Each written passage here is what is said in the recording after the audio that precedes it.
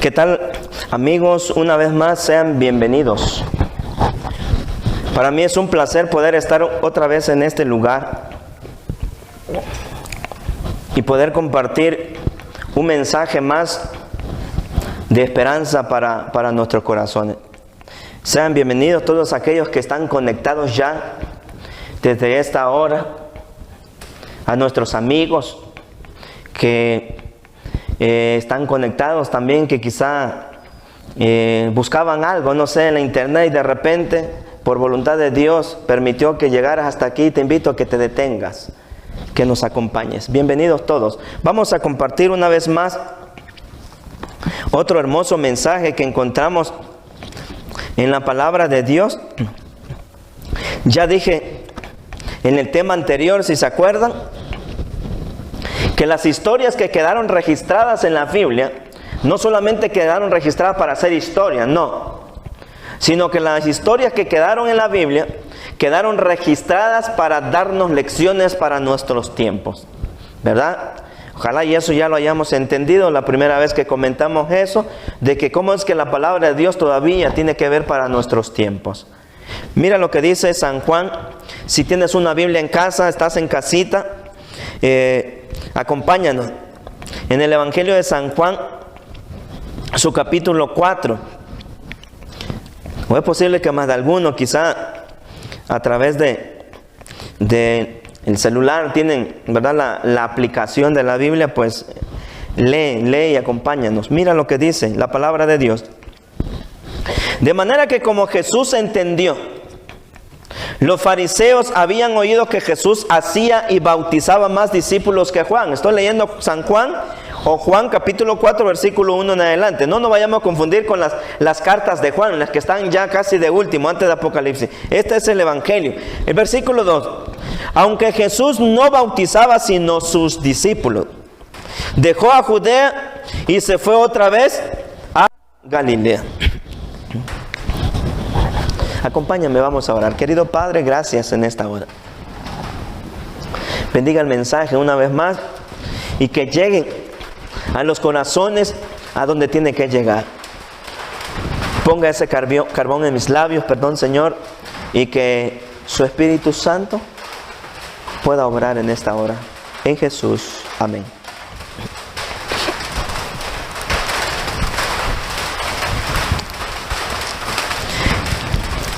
El tema de esta hora lo hemos titulado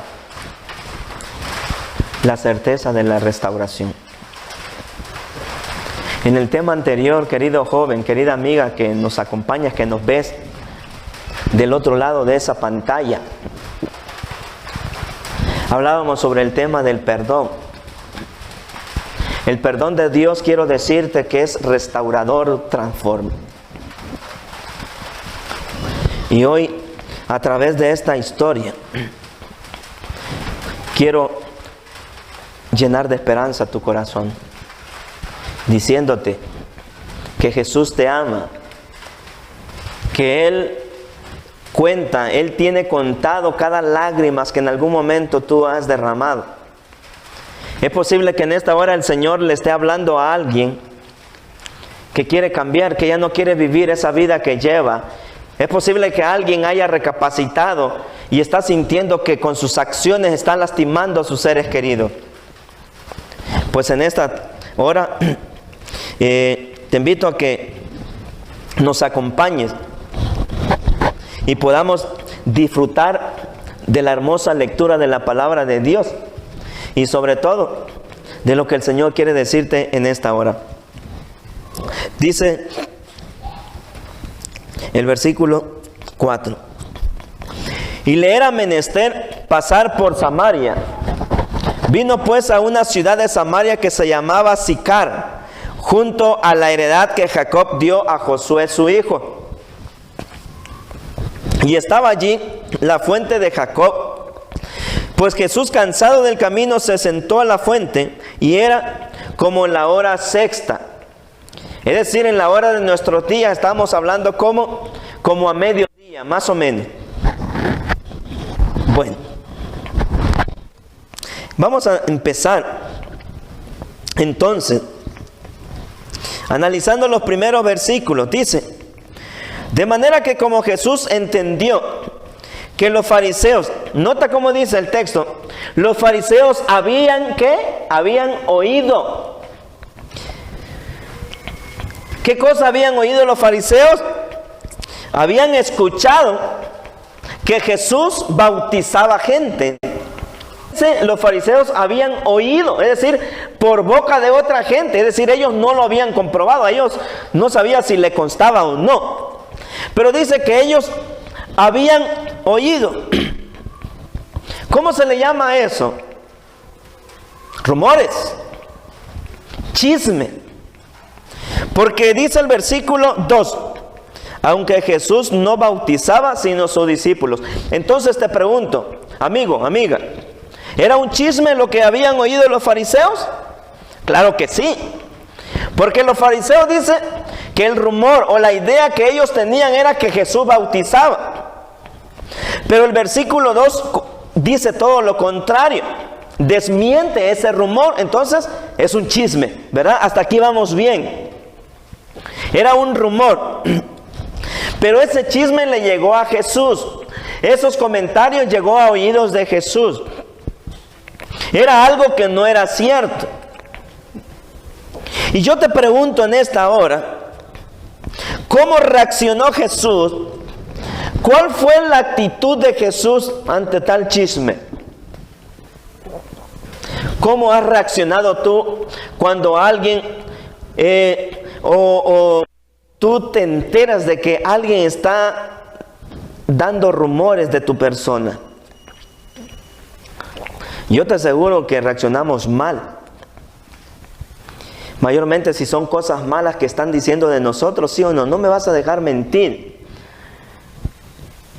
Yo quiero preguntarte en esta hora, ¿cómo reaccionó Jesús? En el versículo 3 está la respuesta. Lee conmigo. Dejó a Judea y se fue otra vez a Galilea. ¿Sabes qué fue lo que hizo Jesús, querido amigo? Y aquí está la primera lección que nosotros tenemos que aprender en esta hora. Si queremos vivir bien en este mundo, queremos que nos vaya bien, queremos ser felices. Hay un dicho muy común que dice: cuando uno no quiere, dos no pelean. Porque para que haya un pleito, las dos personas tienen que querer. Pero si una persona está alegando, está discutiendo, y la otra persona no le hace caso, este que está hablando y discutiendo en algún momento se va a aburrir, se va a cansar y se va a ir. Problema solucionado. Pero el problema aquí es que nosotros como humanos, con esa naturaleza caída que tenemos pecaminosa, no podemos quedarnos callados. Es decir, siempre queremos llevarle la contraria a la persona. ¿Y todo para qué? Para es pleito, seguro. Yo quiero decirte en esta hora, ¿cuántos problemas evitaríamos? ¿Cuántos dolores de cabeza nos ahorraríamos si nosotros aprendiésemos a quedarnos callados cuando el otro está enojado, molesto o hablando? ¿Cuántos matrimonios estarían estables si el cónyuge decidiera quedarse callado? Pero el problema es que no se aguanta. Quiere llevarle, y cuando habla, ¿todo para qué? Para discutir y pelear. La otra lección que nosotros podemos aprender aquí es: hay tiempo de hablar y tiempo para callar. Es posible que tú estés pensando en esta hora y digas: eso quiere decir que si yo veo algo mal en mi relación, en mi hogar, con alguien, no voy a hablar. No estoy hablando de eso, no me vayas a malentender. El problema no es hablar. El problema es cuándo voy a hablar. Ese es el problema. ¿Cuándo hablar? Porque el asunto es que cuando nosotros hablamos es para tirar, para herir, para pelear. ¿Sabes qué fue lo que hizo Jesús? Y nosotros queremos seguir el ejemplo de Jesús. Aquí está. Dice, dejó a Judea y se fue otra vez a Galilea. Es decir, que cuando a él le llegaron los rumores de que él bautizaba, no era cierto. Ya lo vimos con la Biblia que no era cierto. Era un chisme. Dice que Jesús se quedó callado. Es decir, dice, dejó Judea. Es decir, se fue de allí. Se salió. Dejó a Judea y se fue otra vez a Galilea. ¿Sabe? Hay algo raro que los judíos hacían en ese tiempo que poca gente entendía. Judea quedaba en la parte sur. En la parte norte quedaba Galilea. Los judíos para ir a Galilea solamente tenían que hacerlo en línea recta y llegaban a Galilea. Pero aquí hay un problema, como dije hace unos segundos. Hay algo extraño que los judíos hacían que muy poca gente entendía.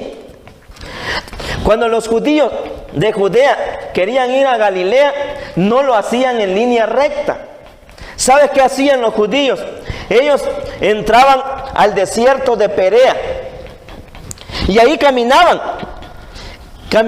40 kilómetros más que lo que ellos hacían si fuesen en línea recta a Galilea. Cuando ellos entraban al desierto de Perea y caminaban por todo el desierto, ellos calculaban cuando ya iban o habían llegado a Galilea. Entonces salían del desierto y se metían a la ciudad de Galilea y llegaron. Pero la pregunta aquí es, ¿por qué los judíos hacían eso? ¿Por qué no se fueron en línea recta? 40 kilómetros, es decir, ellos se llevaban casi medio día más de lo normal que hacerlo en línea recta al caminar por el desierto de Perea. ¿Sabes por qué lo hacían, querido amigo, amiga? Porque entre Judea y Galilea se encontraba la ciudad de Samaria, los samaritanos. ¿Y quiénes eran los samaritanos? ¿Quiénes eran ellos? Los samaritanos eran personas orgullosas, eran obstinados, no les gustaba escuchar, no prestaban atención para nada y en nada. Los samaritanos tenían mezcladas, habían mezclado la religión de Dios con la religión pagana. Los samaritanos tenían ese concepto de no mezclarse con nadie también, y los judíos no se llevaban con ellos. Que un judío era una aberración, un asco, poder hablar con un samaritano. Ellos no se llevaban. Ahora entiendes por qué ellos, en lugar de irse en línea recta para llegar más rápido, preferían caminar 40 kilómetros de más de lo normal yendo por el desierto de Perea. Porque no querían entrar a la ciudad de los samaritanos, no querían mezclarse con ellos. En una ocasión, uno de los discípulos, cuando Jesús fue a Samaria a predicar, y ninguno quiso recibir el mensaje, corrieron a Jesús, de ahí lo echaron de la ciudad. Uno de los discípulos le dice a Jesús: Señor, ¿quieres que oremos y hagamos descender fuego del cielo para que los consuma a todos ellos, así como lo hizo Elías? Mira nada más la idea asesina que tenían los judíos, porque no querían mezclarse con nada. Ellos no querían involucrarse con los samaritanos. Pero el texto bíblico dice que Jesús salió de Judea y fue a Galilea. Pero el versículo 4 dice, y le era menester pasar por Samaria. La palabra menester, en otras versiones dice, y era necesario. La palabra en el idioma griego literalmente quiere decir obligación.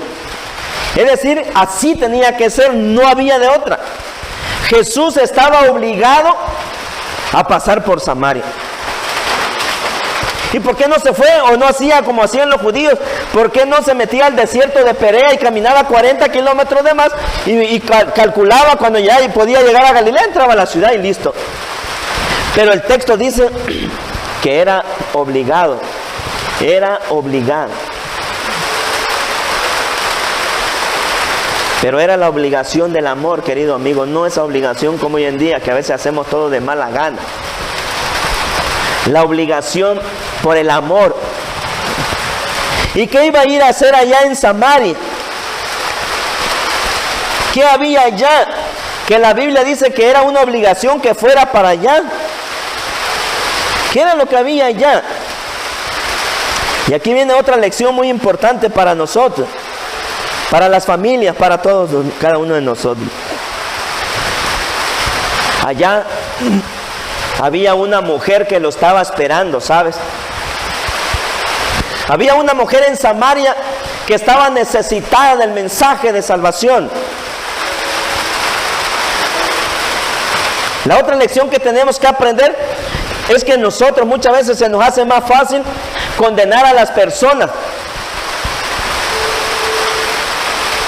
El otro día,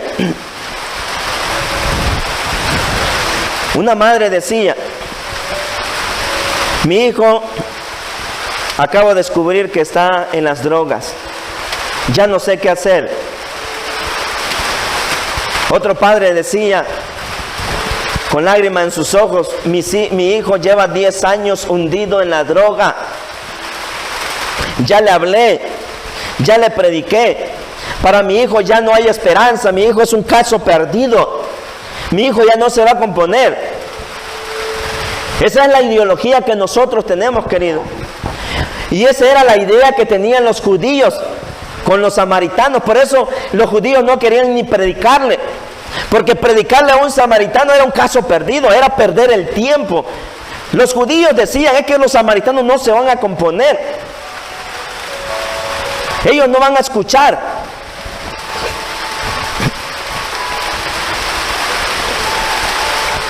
¿Qué fue lo que encontró Jesús allá en Samaria? Y aquí hay una tercera lección que tenemos que aprender, querido. Encontró a una mujer. Mira lo que dice el 7. Vino una mujer de Samaria a sacar agua. Y Jesús le dice: dame de beber. Porque sus discípulos habían ido a la ciudad a comprar de comer. Y la mujer samaritana le dijo: ¿cómo tú, siendo judío, me pides a mí de beber, que soy mujer samaritana?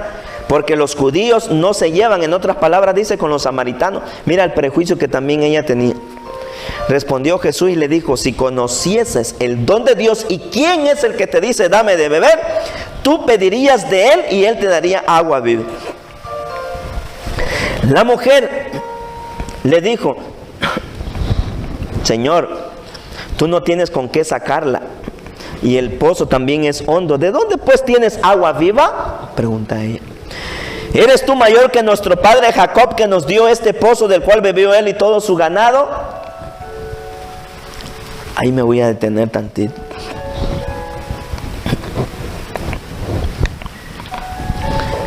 Cuando Jesús fue, había una mujer que lo estaba esperando, pero ella no lo sabía. Sí. Esta mujer, para los judíos era una mujer que ya no tenía esperanza. Pero para Jesús, quiero decirte, amigo, que nos ves del otro lado de la pantalla, que para Jesús nadie jamás llega al punto de decir ya no tiene esperanza. Es posible que en esta hora tú has perdido la esperanza. ¿La esperanza de qué?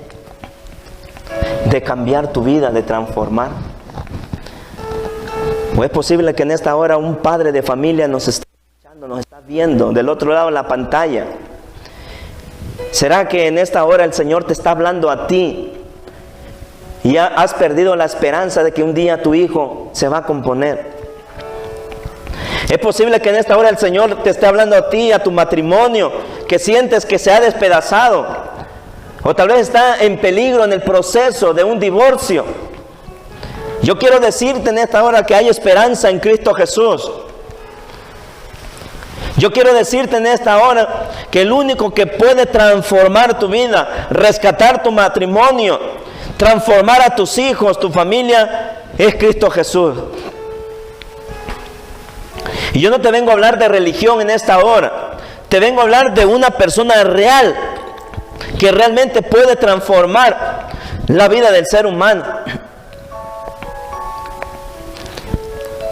Yo soy un ejemplo del perdón divino.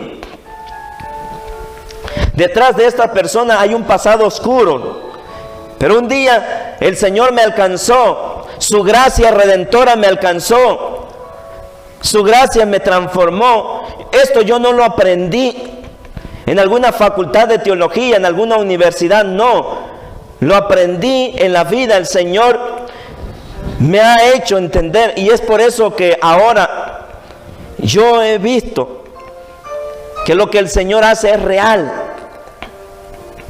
¿Te gustaría en esta hora aceptar a Cristo Jesús? Es posible que estés postrado en una cama, tal vez enfermo.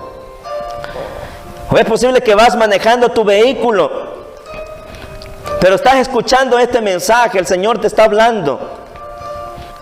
Es posible que estés en una plaza comercial, no sé dónde estás. Quiero decirte que solamente en Cristo Jesús hay esperanza. Jesús encontró a esta samaritana.